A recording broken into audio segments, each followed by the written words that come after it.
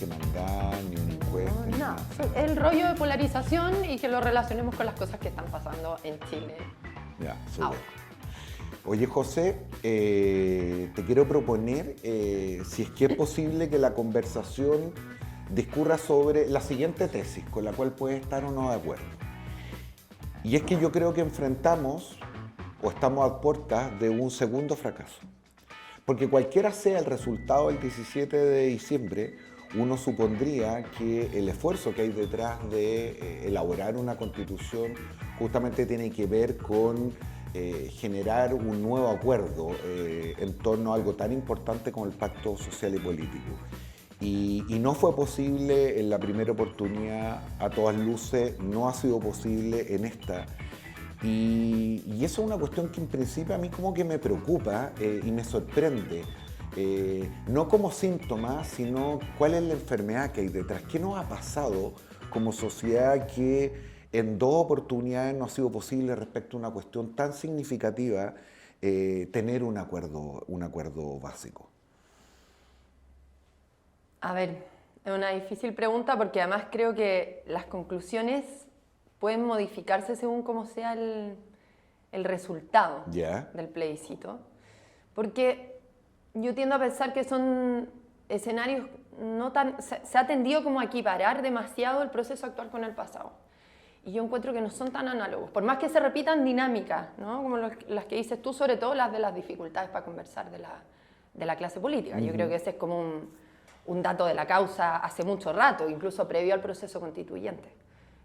Uno podría pensar que incluso el acuerdo del 15 de noviembre del 2019 fue como una excepción a la regla en una clase política que ya llevaba mucho tiempo con muchas dificultades para conversar, ¿no? Para acordar.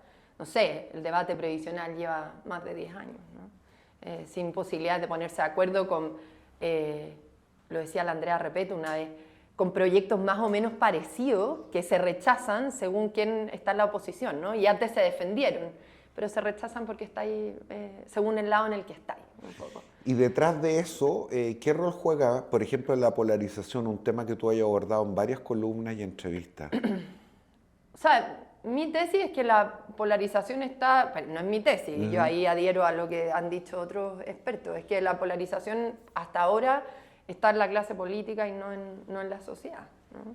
Que es un dato relevante porque describe bien la naturaleza además de la fractura entre política y sociedad, ¿no? O sea, si tienes una clase política polarizada, muy tensionada, que es incapaz de llegar a acuerdos, y al mismo tiempo una sociedad con posiciones no políticas, pero de ciertas demandas más o menos transversales y que sobre todo le pide una sola gran cosa a la política o dos grandes cosas conectadas, que sea capaz de ponerse de acuerdo, porque cuando se pone de acuerdo significa que dejó de hablarse a sí misma y defender sus intereses y pensar en Chile, servir al país, y ser capaz de dar certidumbre. Yo creo que esas son como las dos, en eso se resumen las dos grandes demandas de una ciudadanía muy diversa en todos los demás sentidos, ¿no? Muy heterogénea en todo lo demás, pero en esas dos exigencias yo creo que se unen posiciones y grupos muy disímiles, ¿no? Pero me parece que en torno a esas dos cosas están muy unidas las grandes mayorías, ¿no? Es que si es el diagnóstico... Perdón, una sola cosa, y en el fondo esas dos grandes aspiraciones no son respondidas porque toda la dinámica al interior de las élites políticas es de una confrontación donde no hay por así decir, ningún incentivo para llegar a acuerdos. Ya, lo que pasa es que en esa tesis de que la polarización es de las élites y no necesariamente de los ciudadanos, claro, se me viene a la cabeza el símil de que quien organiza la fiesta, quien es el anfitrión, el primero que se le pasaron los tragos, que hizo el loco, que dio jugo, y sin embargo los espectadores, que no son necesariamente los que tienen mayor responsabilidad con organizar, con poner la música, en fin, miran con algo de perplejidad esta cuestión. Pero hay dos puntos que tú tocaste que me parecen que son bien trascendentales, y es que la fuente entonces de desprestigio de la clase política tiene que ver con el incumplimiento de su principal y más básica promesa, que es justamente representar los intereses de los ciudadanos de manera más o menos equitativa y ponerse de acuerdo para resolver sus problemas. Eso supondría entonces o explicaría que esta distancia, que este casi desprecio que tiene un grupo muy importante de ciudadanos con la élite es completamente transversal. Y si es completamente transversal, entonces, ¿cuál es el efecto que probablemente tiene en procesos electorales como el que vamos a enfrentar? ¿Cuánta gente de la que votó rechazo el 4 de septiembre va a votar en contra el 7 de noviembre porque está hasta la tusa con la clase política y todo lo que venga de ahí le resulta refractario? O sea, yo creo que no sabemos todavía, yo creo que queda mucho todavía, aunque queda poco tiempo, yo creo que pueden pasar muchas cosas en las semanas que vienen. Porque creo, y esto lo han dicho varias personas, también lo decía Pepe Out, se va a jugar mucho, a diferencia del proceso anterior, en las últimas semanas, ¿no? Porque mucho de el alto porcentaje que tiene el en contra también tiene que ver con un desapego de la ciudadanía, más que con un enojo como el que había el año pasado, ¿no? Con una tensión, además, mediática muy alta por mucho tiempo, por un año casi completo, ¿no? Este proceso parte muy cuesta arriba, ¿no? Ya desde marzo, previo a las elecciones, a las grandes mayorías no querían nada con esto, ¿no?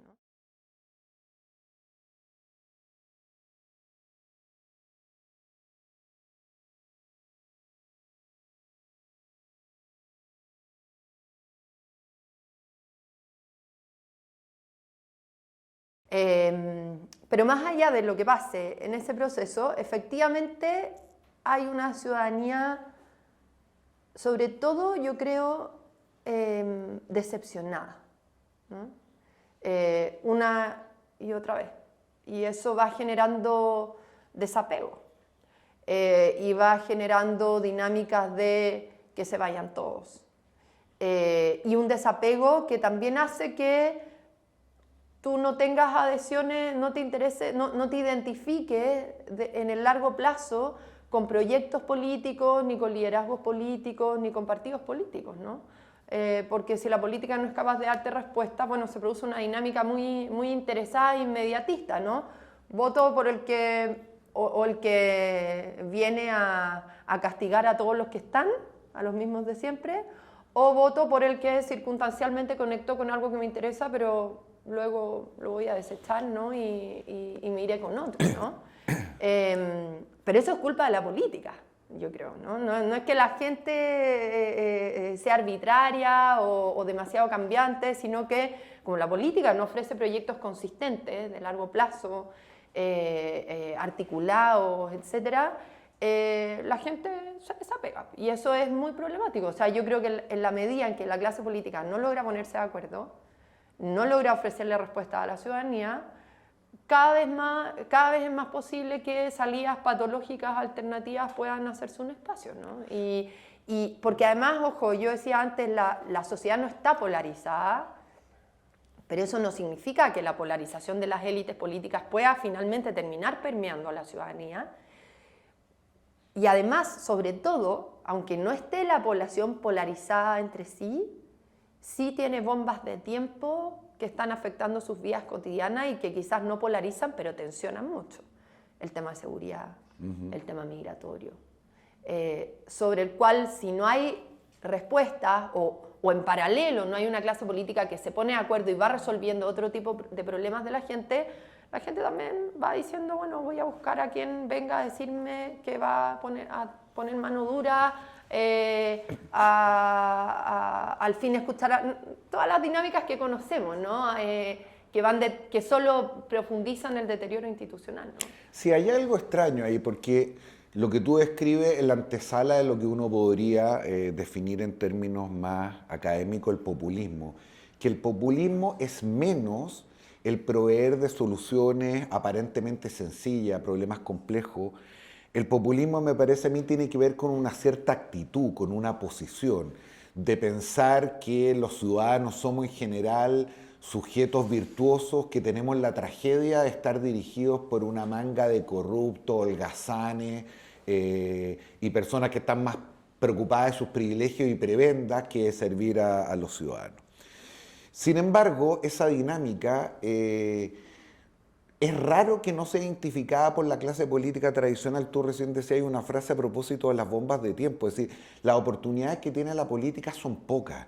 Y en los sectores más moderados de uno y otro lado deberían entender que cuando se cae la rama del árbol se cae con todos los monos que estaban arriba, no solamente con algunos. ¿Cuán consciente crees tú que está la clase política de que está viviendo un momento crítico y la posibilidad de que se los jubilara a todos por cualquier experimento populista va justamente contra este instinto de sobrevivencia?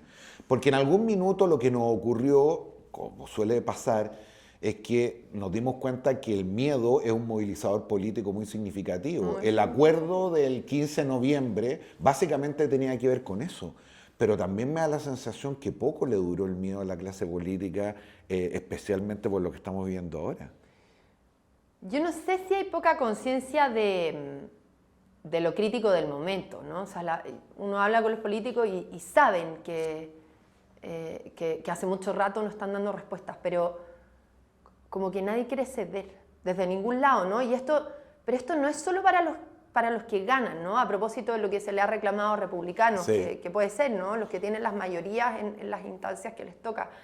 También los perdedores. O sea, yo creo que en este proceso se ha visto también eso. O sea, necesitamos buenos ganadores y también buenos perdedores. Entonces, mi sensación es que hay una clase política que tiene claro que hay bombas de tiempo, que estamos en un escenario crítico, pero que ningún lado quiere ceder, ¿no? Y que están primando, además, de lado y lado, grupos políticos que han tenido la hegemonía en distintas circunstancias, con una praxis política, con una acción política, más de la dinámica como de la confrontación, del conflicto, del tensionar, que por mucho rato despreciaron las dinámicas de diálogo, de consenso, y que le quedaban bien cuando eran minorías o oposiciones, pero cuando llegan a espacios de poder se pillan de repente con que tienen que asegurar estabilidad, gobernabilidad y otras cosas con guitarra, ¿no? De acuerdo. Que le pasó al gobierno, le pasó a republicanos ahora, ¿no? Y por algo son grupos que están súper tensionados por dentro, ellos mismos, ¿cachai? Porque están los que toman conciencia de, bueno, llegamos al poder y eso exige ciertas responsabilidades que estemos dispuestos a ceder, a entregar, etcétera, versus los que se ponen duros, ¿no?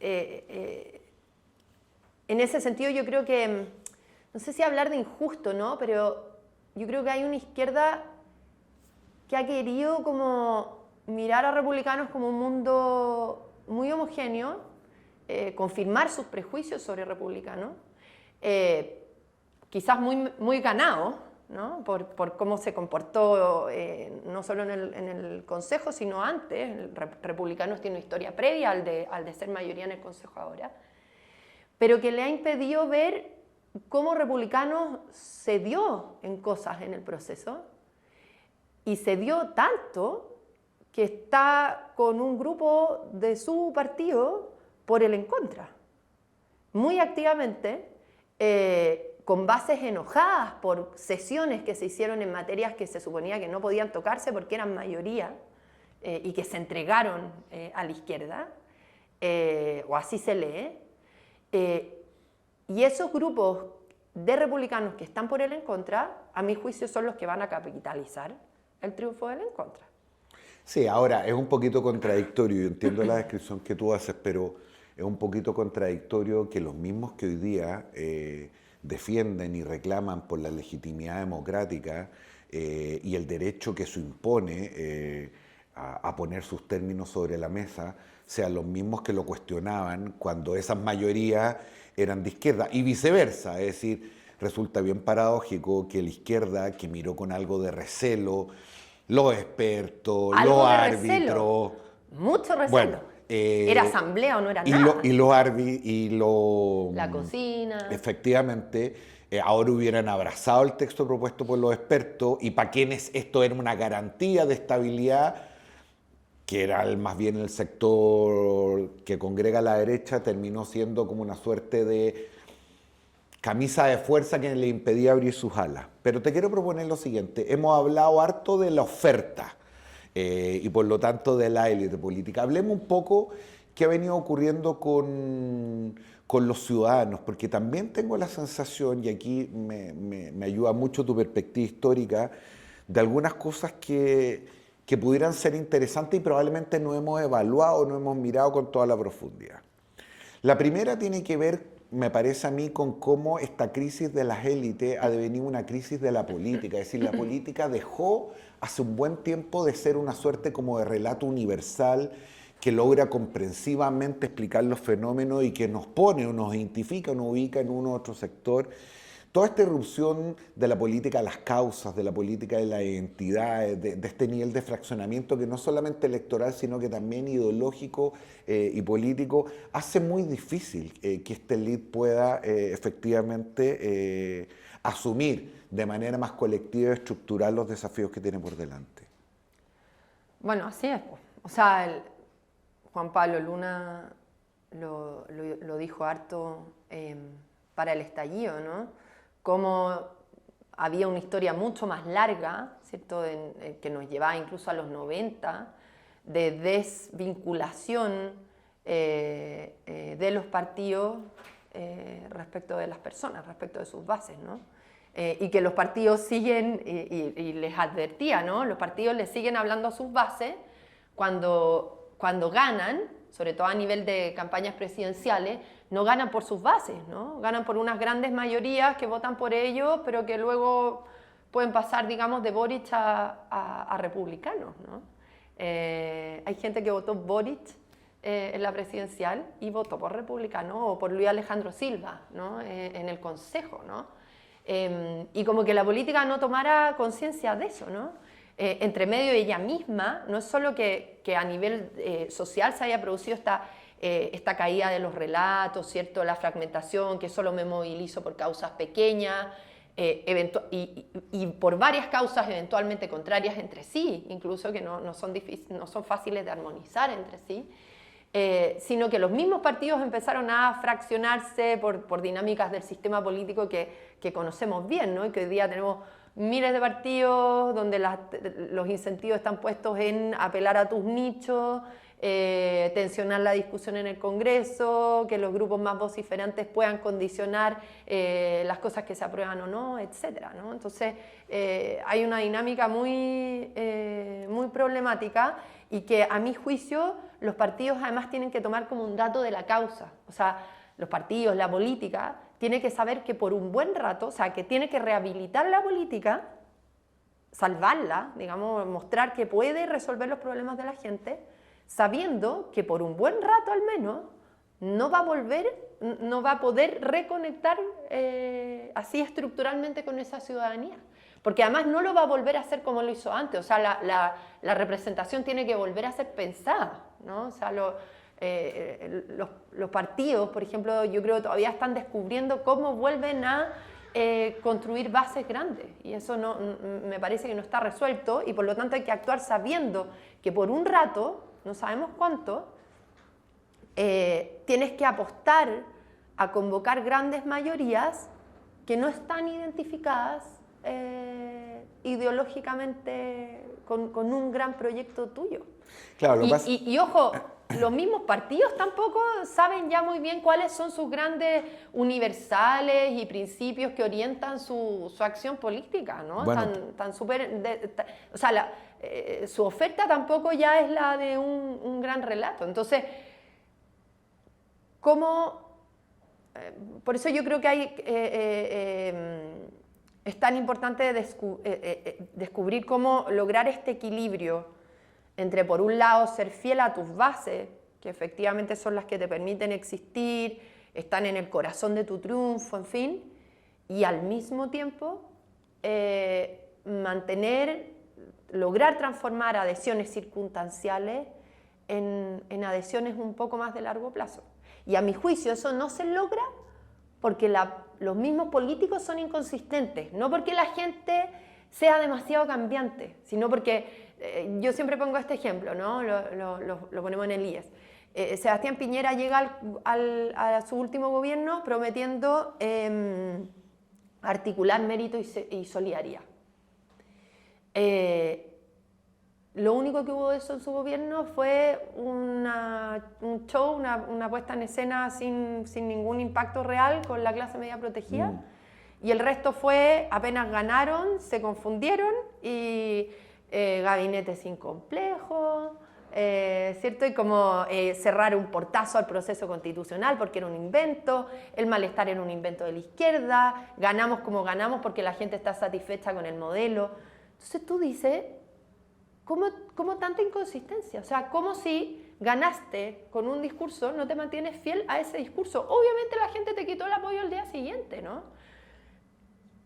Y ese problema se repite una y otra vez. Uno también lo podría decir respecto de Gabriel Boric, la conexión que él hizo cuando pierde en la primera vuelta y que le permite ganar en la segunda, fue una conexión que a mi juicio no ha logrado mantener de forma consistente en su gobierno, ¿no? Que es el descubrir que tenía que asegurar no solo moderación, sino que era capaz de convocar a grandes mayorías en torno a, vuelvo a lo que decía antes, entregar certidumbre en todos los ámbitos de la vida, lo que significa promover cambios profundos en un ámbito y al mismo tiempo una agenda importante respecto a la seguridad, al narcotráfico, a la migración.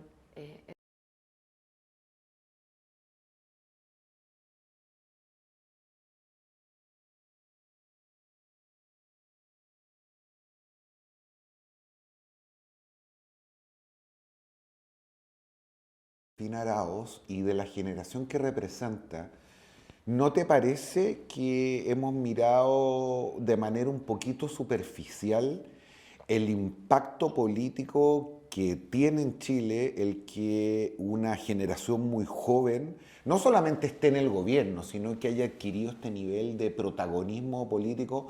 Te lo digo de la siguiente manera para provocar a propósito de tu conocimiento de la historia. A ti no se te escapará que los quiebres institucionales en Chile son más o menos cada 40 años. 1811, 1851, 1891, 1931, 71, se nos corre 73. Estamos más o menos un poco desfasados. Tocaría. Claro. Y siempre me ha parecido que detrás de eso hay la idea de una nueva generación que siente que parte desde cero, sin historia, y que por lo tanto el quiebre, la escasa lealtad, la inexistencia de track, de historia para atrás, justamente tiene que ver con esta pulsión y con este mayor nivel de protagonismo. Estamos en presencia además, detalles más, detalles menos, de la generación más privilegiada en la historia de Chile, la que probablemente más oportunidad ha tenido.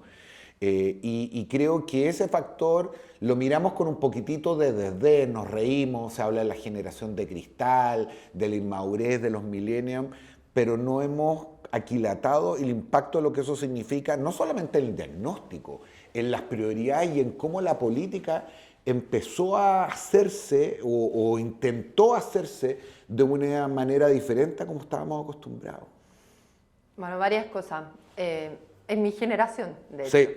Yo soy crítica de este gobierno, no me identifico con él, pero es mi generación. El presidente tiene un año más que yo. Y por lo tanto, aunque esté en una vereda ideológica distinta, uno sabe que es parte de un mismo imaginario, ¿no?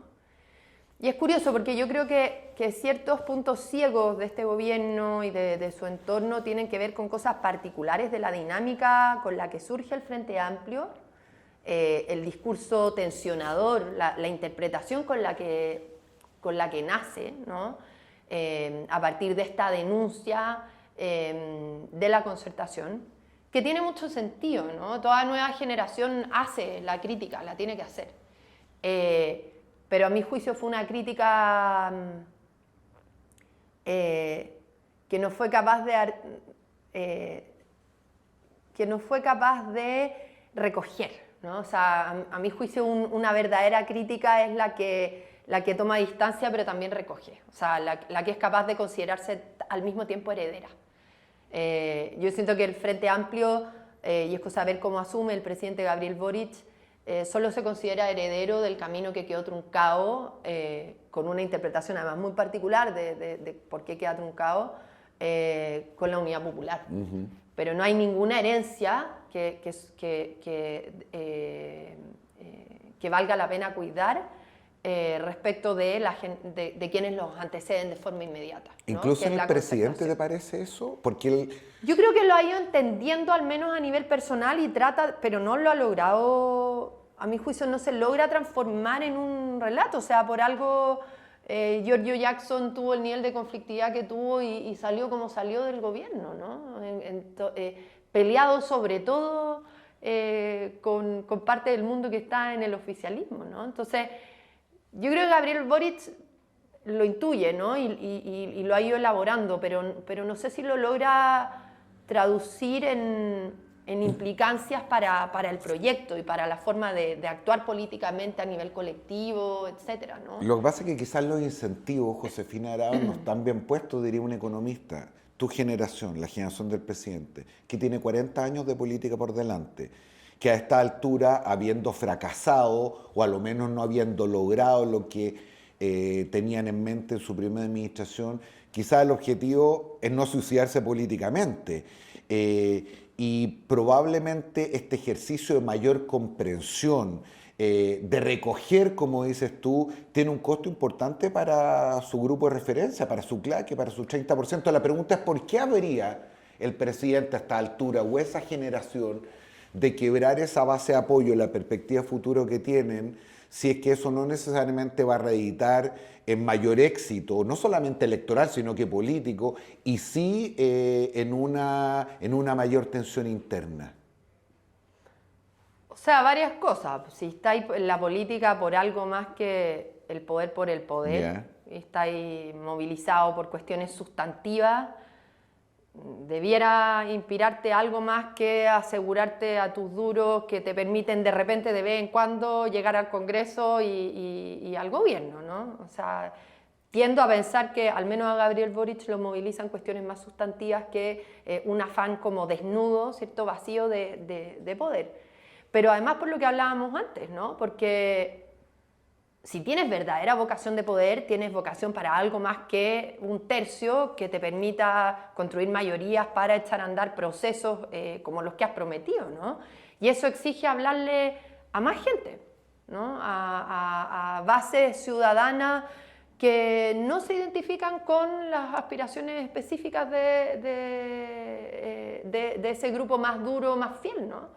Y por eso, de nuevo, esa pregunta por ese equilibrio entre cómo mantienes fidelidad de tus bases y al mismo tiempo convocas a grandes mayorías de forma consistente en el largo plazo, ¿no? Porque si no los proyectos van a estar desarmándose todo el rato, ¿no? De acuerdo, pero esa parece ser la tensión probablemente más importante que ha discurrido por el presidente, para ponerlo en términos más metafóricos, la tensión entre el corazón y la razón, que pareciera que las nuevas condiciones de posibilidad del escenario político obligan a mayores ejercicios de moderación, de conversación, de diálogo. Pero porque el gobierno, quienes llegaron al poder, llegaron con un diagnóstico también equivocado, que es en parte el diagnóstico que estuvo en la convención.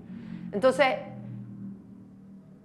el presidente, todo su mundo, creían que, esto se lo dijo Juan Pablo Luna, que lo apoyó, ustedes creían que el recambio en las élites, que porque ahora llegaba Isquia Asiche a Temucuicui y no Chadwick, lo iban a recibir con los brazos abiertos y los recibieron a balazos, ¿no? De partida una cosa así de elemental, pero también a nivel de diagnóstico y de interpretación del país, ¿no? Y es cosa de ver lo que se instaló para el estallido.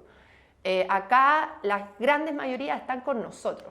La tesis del despojo, la tesis de no son 30 pesos, son 30 años, la tesis de no tenemos nada que perder. Y fue una interpretación equivocada. Porque esa era la de un tercio, pero para volver a mi fórmula inicial, hay que ser capaz de hacer denuncia y crítica, pero también entenderte como heredero, que tienes que cuidar algo de lo que estás recibiendo. Y la tesis del despojo, la tesis del no eran 30 pesos, eran 30 años, es una que cree que no hay nada que cuidar, ¿no? Y que la gente solo ha experimentado el abuso, el maltrato, la pérdida, que no tiene nada. Resulta que las personas, no es mi platita, ¿no? O sea, la gente tenía hartas cosas que cuidar, que le importan y quiere cambios estabilizadores, no transformaciones totales, tiene identidades, una cultura política donde hay cosas que importan, que tiene que ponerle límite a la acción transformadora de estos grupos que llegan como con tanta épica, ¿no? Y perdón, una cosa que iba a decir al inicio, que hay dinámicas como propias del Frente Amplio, problemas propios del Frente Amplio que tienen que ver con esta tensión de no saber entenderse como herederos y por lo tanto no lograr elaborar qué es lo que tienen que cuidar, levantar esa pregunta de cómo cuidar también cosas y no pasar por encima de todo. Pero yo igual creo que eso es algo que no está solo en el Frente Amplio y que está a propósito de la historia, está en distintos momentos de nuestra historia.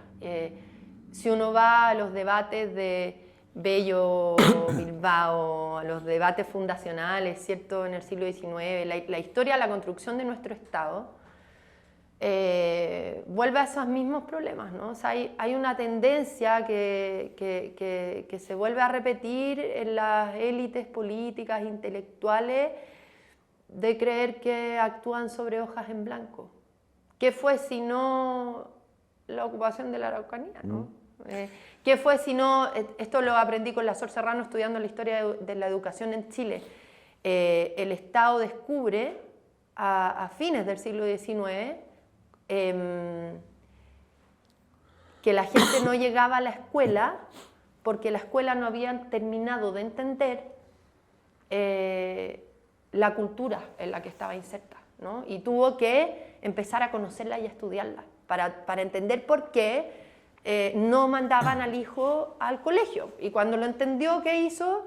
Puso desayuno, porque cachó que el niño no llegaba al colegio porque perdían los papás un brazo para trabajar en el campo, pero si le aseguraban comida, iba a empezar a ir a la escuela, ¿no? Iba a poder no iba a descubrir por idealismo que era importante aprender a leer y escribir, ¿no? Había que competir, había que ofrecer algo sustantivo que movilizara a las personas.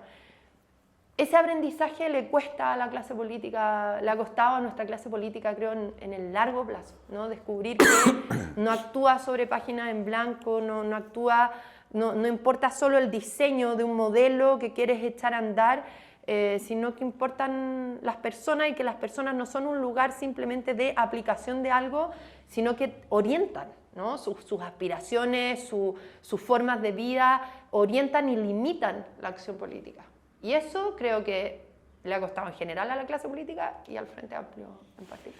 Sí, me quería quedar en eso porque la exclusividad de los errores en los diagnósticos no parece ser solo de la izquierda, efectivamente. Yo tiendo a coincidir contigo, alguna vez lo bautizamos como los hijos ilegítimos del estallido social, es decir, aquello de lo cual nadie se quiso hacer cargo, particularmente la izquierda, y que estaba profundamente arraigado en los ciudadanos, como preocupaciones fundamentales, más allá si eran de izquierda o de derecha, el tema de la seguridad, la inmigración, el crecimiento, la educación, el empleo, en fin. Y claro, como enseñan los físicos, a toda acción hay una reacción, a toda pulsión una repulsión, y lo que se vino fue básicamente una contrarreforma, no solamente desde el punto de vista político, sino que incluso, te diría yo, desde el punto de vista cultural. El octubrismo desapareció, y si es que lo pudiéramos decir así, por el septiembrismo.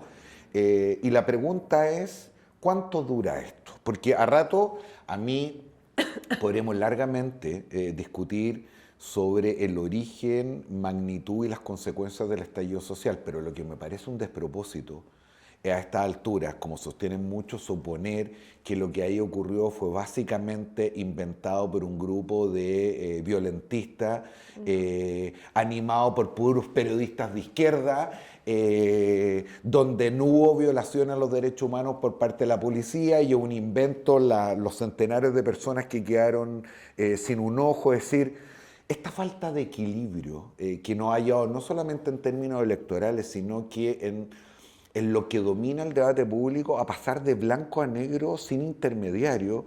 Y la pregunta es, ¿cuánto más dura esto? Y no me refiero necesariamente al resultado de la elección, es decir, esta derrota cultural, interpretativa de la izquierda, si es que uno pudiera asumir esa tesis, que tiene como correlato el triunfo de la derecha.